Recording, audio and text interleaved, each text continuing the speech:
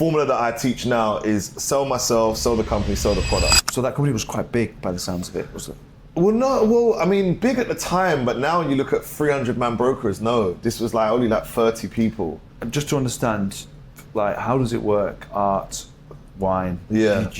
You get like what, a bottle of wine that's So do you know what? And you have to call them to sell them. Yeah, so the irony is exactly like off-plan, which is why I've jumped into off-plan, because effectively you are briefed on the product, just like off-plan. You have to study that product, so obviously you have to learn. So for example, if it's like a Leckie Rothschild, which is like, we're talking about high quality wine, Bordeaux-based, Italian-based, learn the product, you know how it goes with any product, learn what's good about this, what could potentially be your objections that you'll face, why is this a good investment? Those days you use 5, 7, 8, 9, 10% in a market where 1.5% in the bank was like, the bank base rate had just changed. Mark Carney had just declared that had gone down. So the economy was a mess anyway, not as bad as it is now, but the UK economy was a mess. Bank base rates, ISA savings were a mess.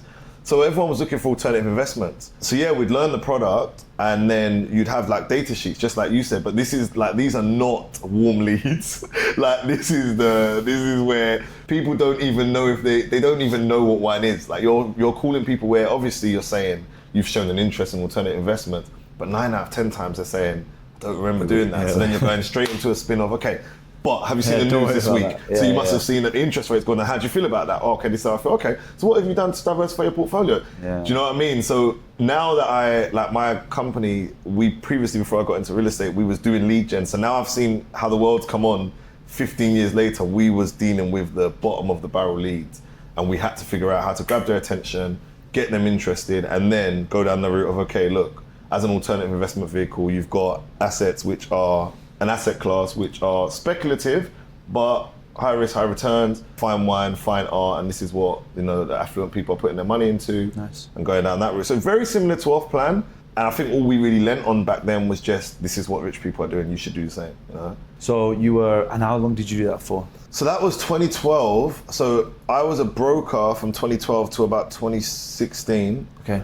But within there, I started training my company that I was in. And then I realized I had a knack for training even more than I had for actually closing. And then I went on to start my own company. And I'd done that and was training a few other companies around the UK as well. And I did Sales that training. 2018, yeah. Okay, so in different fields? Pretty much the same field. So like I ended up being, you know how it is, just like how it is in Dubai, for example, if you go into like a company that becomes like one of the big boys and you've smashed it there, you start to know all the owners of the other companies. Exactly the same it was in the UK.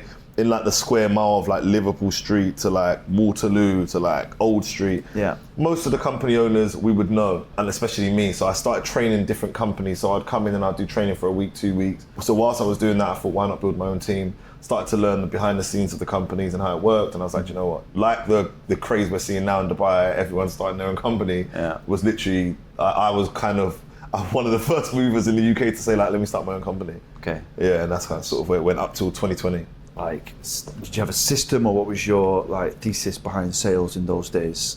Was it like a structure, like a one-step process? So in regards to, from a sales point of view? Yeah, like what were you? Yeah, so I'm from the generation of like Zig Ziglar, Jim Rohn, like it was very much mindset first. Yeah. So before anything, it was mindset. It was think rich, grow rich, rich dad, poor dad, like Cycle Cybernex. It was very much about how do you think, affirmations, goal setting. From a sales point of view, it's probably the same formula I still use to this day. So it's the key being listening, discovery first, questions, then working out what their goal is, and then working backwards and thinking what their hot buttons were. So what is it that's going to make you tick? What's your goal for? Why do you want to make more money? Why do you want to save more money? Okay, then based on the product. So a formula that I teach now is sell myself, sell the company, sell the product, right? Which I think I'd probably used for 15 years. Like, I don't feel like anyone who's good at sales knows if you've got something and it works, you just don't change it, you know?